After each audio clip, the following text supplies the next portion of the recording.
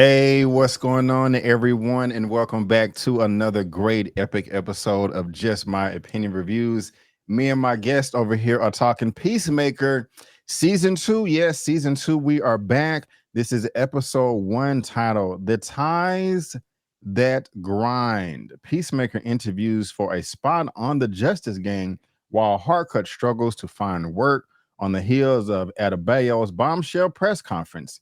Economos is forced to surveil Peacemaker under Rick Flag's senior new management. Lamont, we've seen the first episode. I'm coming to you right away, sir. What did you think? Did you love it? Did you hate it? You somewhere in between? Let us know how you feel, sir. Loved it. Loved it. And the reason I loved it is because they did some really, really kinky humor. Very kinky humor. They also did a good job of, if you didn't see last season in its totality, they bridged the gap. And they also bridged the gap with the Superman movie, the way they did the final episode that we reviewed right here on B. Avery's channel. If you haven't seen it, make sure you go into his videos and see it.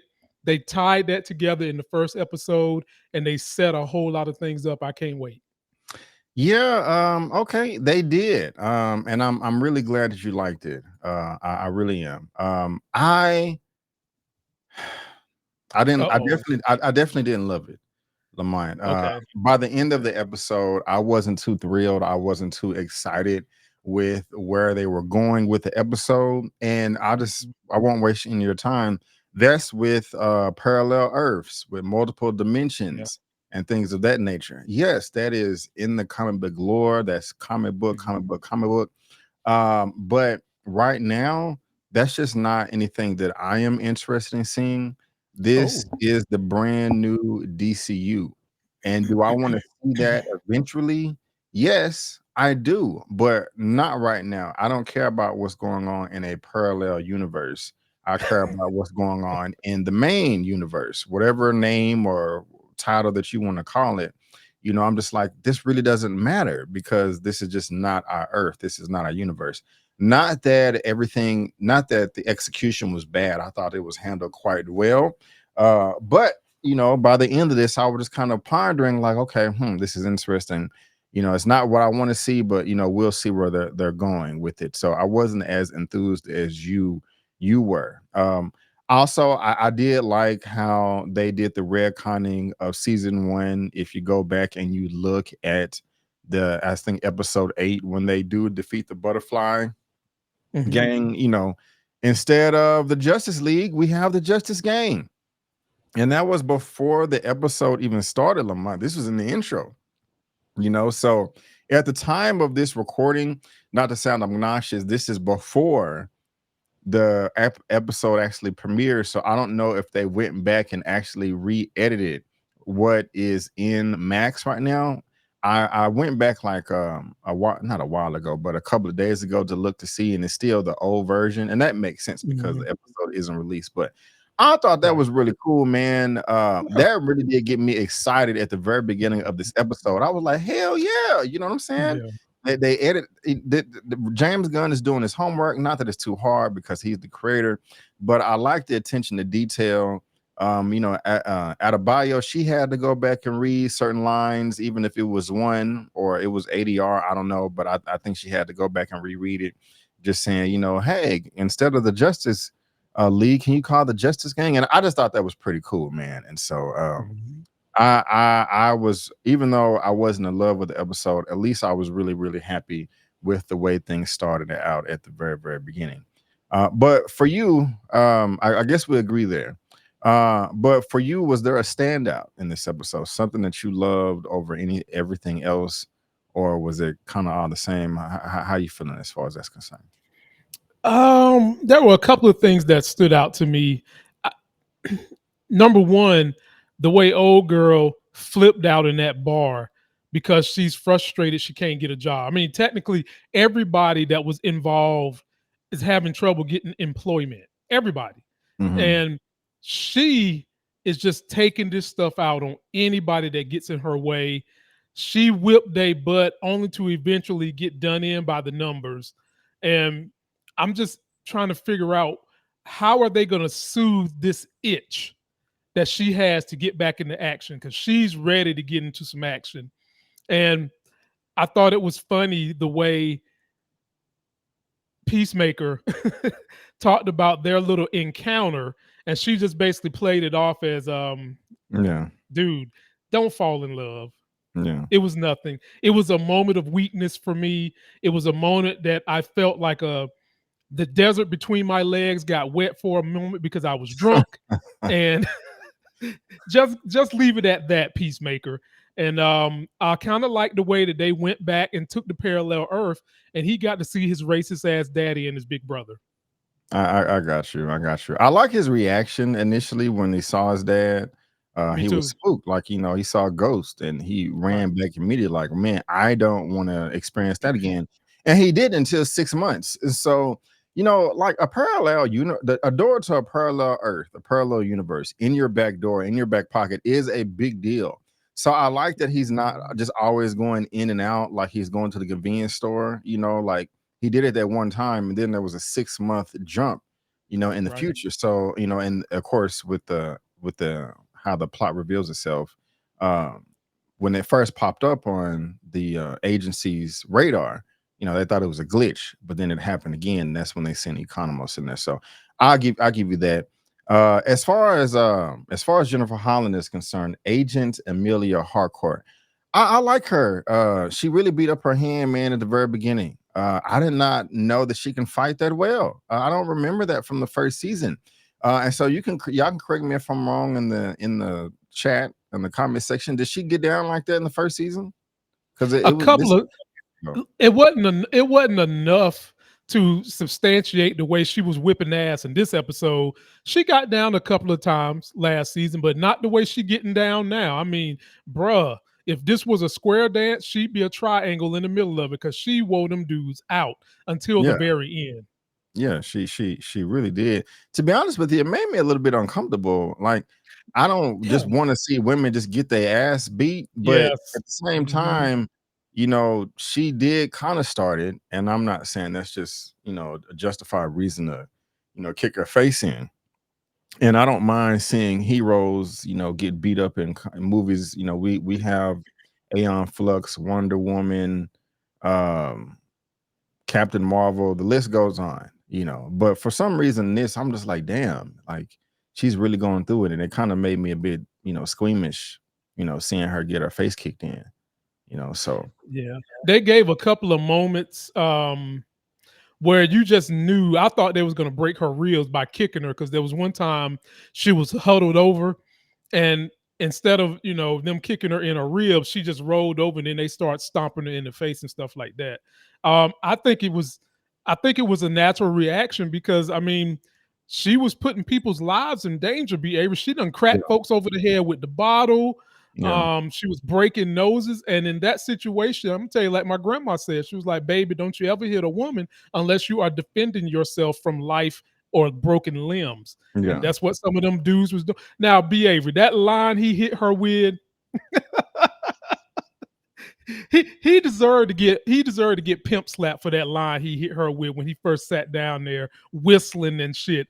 Women are tired of you coming at them with whistling. Maybe he Oh should have yeah, said, yeah, yeah, yeah, yeah, yeah. I see what you're it saying. may Yeah. maybe he should have said, you know, how's the weather in your universe? And maybe it would have played out different. Oh yeah, But you can't just be whistling at women and thinking it's gonna get you somewhere unless you Barack right, Obama or somebody desired like that. right, right. Other dude was stalking her, following her around, all aggressive Yeah, like.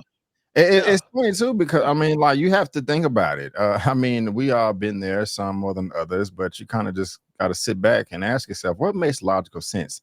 What type of response will I realistically get if I say what I'm thinking about saying? And she called him out Mhm. like, "Hey, has anyone ever responded to that? Like, oh, thank you for the compliment. I want to have sex with you right now." His feelings were hurt, but you got to be like, bro, think about this, So, but Yeah, she was yeah. fearless, man. She was fearless. Fearless. She Or didn't. drunk, Yeah, a little bit of both.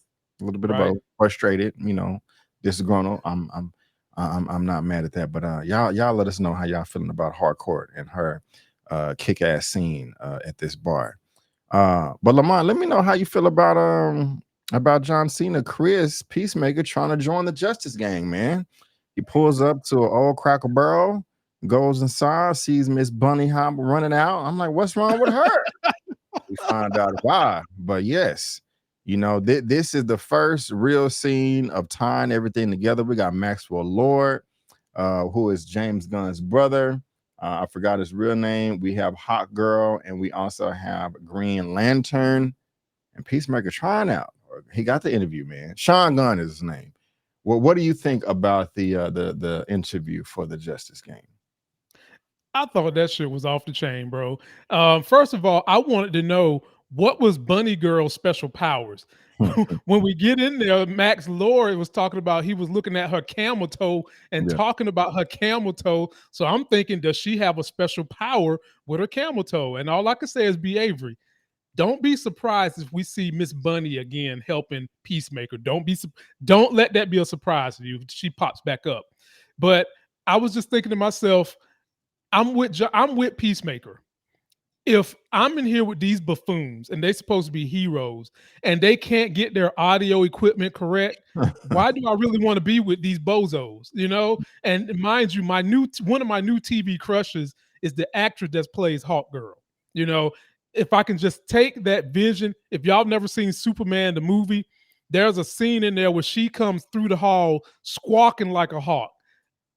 I'm trying to get over that because that really took some points away from her for me, but I know that was just her Okay. role. Yeah. Yeah. Yeah. Oh, yes. She played Dora the Explorer. That's how I first seen her. My daughter was watching Dora the Explorer, the movie.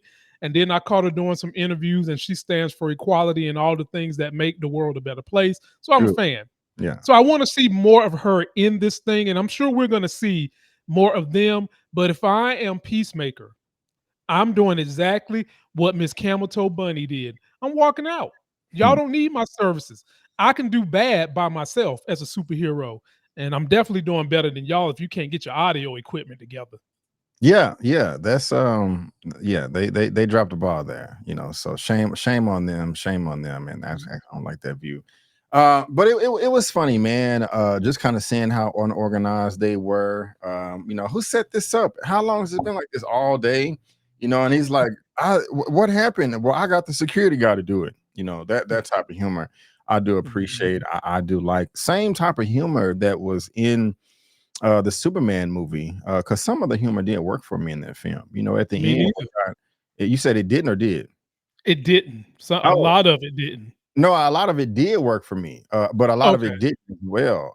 But like a joke for me is at the end where Metamorpho was like, "Oh, the Justice Gang, that's a cool name," and Guy Gardner was like, "You're in," right after he said, Yeah, that was you know, funny. so I that was consistent from Superman to this series right here. And so, it was a funny scene. I liked it. Set the tone, helped set the tone for the show. And I just really like the consistency and how they're linking everything together, with the Superman movie in this show right here. I got a Um, question for you on this same scene. mhm. When Peacemaker got back in the car and he was talking about how they was talking trash about the heroes, and he basically said they tried to insult him by saying he sucked penises, and that wasn't an insult. That was funny as hell to me, man, because he done it with a straight face. Be Avery Peacemaker done that with a straight face. It was not a joke to him. And I said to myself, if they're letting him joke about this, there's definitely going to be more in store surrounding this kind of eroticism, and we see later on that they followed up with that. This is true. This is true, and that was actually where I was going next. Because you touched on it earlier, where Peacemaker, where Chris was trying to shoot his shot at Harcourt, Yeah. and she shut him down like, "Nah, man, I was drunk. Just wham, bam, thank you, ma'am. Keep it moving, player, keep it moving." He was sad about this. Went home and started doing drugs, smoking the marijuana, sniffing the crack cocaine or whatever the hell it was. Closed his eyes and opened them up, and he is in a crazy sex orgy. And my gosh, Oh how my many fans god. do you have, Chris? Is this some type of Yeah. network you're part of, a club? Yeah. But that was wild. Full frontal nude, men, women, dogs, and cats. It was Yes. all over the place. I didn't like it, Lamont. I didn't like it. you got men jacking off in the camera. Um, Bush is everywhere. I mean, God, dog. But hey, whatever. I mean, everybody different, but geez, I'm anyway. B I didn't like B it. I didn't like it. that What you that that being put in there is straight Anglo-Saxon frat boy humor. You can tell James Gunn and them probably was in a frat. That goes right in line with their humor. It's just that that was the more erotic humor, dark Mhm. humor that matches what they do normally in movies. Is just that they can't do it on a rated R scale, and they took it there. This was like Game of Thrones going Peacemaker, basically, because B. Avery is not lying to y'all. There was lesbians doing each other with a man behind them. There was men with 2-inch penises, and there was men jacking off with, I don't know, maybe 8 inches. And then you have folks sitting on top of people getting bumped from the back, all while Peacemaker is just cloud nine somewhere from all them drugs he did. And Yeah. not to mention the eagle was nowhere to be found after the first couple of minutes. I'm thinking he's going to find his eagle, that's his best friend, his buddy, and nope, the eagle did not land in that orgy party. Yeah, he didn't. Yeah, man, it was a long scene. I just kind of thought it was unnecessary. I mean, they had it in the trailer that scene, but there wasn't any body parts showing. It was just kind of implied, But I don't know. It just kind of seemed like James Gunn was trying to make a statement. Really does seem like he has much more creative freedom, excuse me, Mhm. than he had the first time around, excuse me. And so that's quite interesting. But I wasn't the biggest fan of the orgy scene. You know, Lamont seems somewhat indifferent about it, as well. You know, Not really. I mean, I agree with you. It went on too long. Like they showed too much of it. It would have been fine if it was just like you look up, he wake up, he's in a trance, it's a glance, and then you just put his focus on something else. They did drag it out a little longer than what I would have wanted to have seen happen. And maybe that's what the point was. yeah. Y'all let us know what y'all think. We're both very, very curious. What did you think about Adrian? Not much. Yeah. Um, Not much. he was annoying to me. Um, I don't think they had much for his character to do. That is his name, That's man, Adrian? Am Yeah, I tripping? Okay. that's what I'm saying to you. I didn't think nothing of him really, because it's like I feel like what is your purpose? You know what I mean? Like Mhm. what are you doing? And be sure, be Avery, that when you feel that way about a character, they're probably going to do something with them. Yeah, hopefully. Because he's being rude to his boss, talking about he's an Yeah. expert at owls and stuff. I don't know. I just don't think they had much to do, for his character. But y'all let us know what y'all think about Mr. Adrian here. But John Economos, he had a couple of interesting things to do. He was the one that was monitoring Mr. Chris, Mr. John Cena, okay, Mr. Yeah. Peacemaker, on behalf of Frank Grillo Sr. Do you think that he's going to find out that Chris is the one that murdered his son? Oh yeah. Oh yeah. hmm And when think of it like this. Think of the story of, and I'm going to compare this to Marvel, Civil War, when Tony Stark found out that Bucky killed his daddy, who his parents, excuse me, who happened, and Iron Man happened to be best friends with Captain America. Hmm. Right now, that character, Frank Grillo's character, he's down with metahumans. He's trying to help metahumans. He wants to make sure that metahumans stay in harmony with everybody else. When he finds out that Peacemaker is responsible for the death of his loved one, that is probably what's going to turn that character to being anti metahumans or anti superheroes, and probably turn out for him to be the villain. Yeah, we're gonna see. We're gonna see. We're gonna see. Curious on your thoughts. Um, I feel sorry for Peacemaker. I really do Mm. like his character. He's gone through a lot. He's a hero now. He wants some closure. He wants love. He wants to settle down. Maybe have some kids. You Yeah. know, I mean, definitely does need some therapy from what he went through as a child, and with the death of his brother, his dad being evil. So I was happy for him when he went to the other universe, the other dimension, and he saw his family, and they was able to sit down and reminisce and just collaborate and love each other and fellowship. I love my action and adventure in my comic book superhero titles, but when you have characters that you care about, they have growth and they're mourning and grieving, that just adds a lot more to it. And so I really felt he didn't even have that many lines of dialogue, but as they're sitting in the cigar room or the trophy room or whatever that was, he just quiet, just taking all that in. I thought that was really nice. I thought that was beautiful. Night we was having an orgy earlier and drug induced party, but now we're having a nice sentimental moment between family, and one of them being a racist. But I don't know if he's a racist in this universe, but still, you know where I'm going at that. I Right. liked it, man. And this is the first time we didn't see Chris. Chris's brother in the past as an adult. So this is all new. So what did you think about all that? I thought it was a nice moment too. And I thought it was nice the way they kept Peacemaker quiet too, because we as an audience know that he's got to be going through a ball of emotions sitting there with his brother that has seemingly been like one of the foundational seminal moments in his life. The fact that his brother is dead and his dad blames him for it.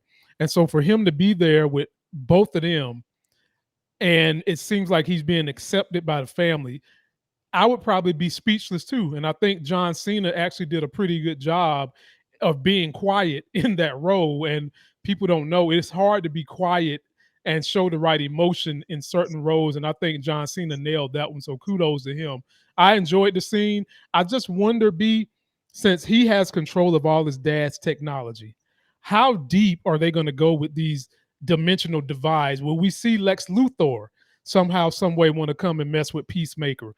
There's a lot of ways they can go with this, and he's got a doorway to the pocket dimensions. B. Avery. He does. He does. I want to ask you this: at the very beginning of the episode, where he went into the portal, the dimension, the rift, there was an alien creature there that put something in the incinerator and then went back into his little door. Do you know who that is or what that is? No, all I know is I was mad he burned up Chippendale. I got you. And yeah, man. And last thing, he killed himself. He Yeah. killed himself.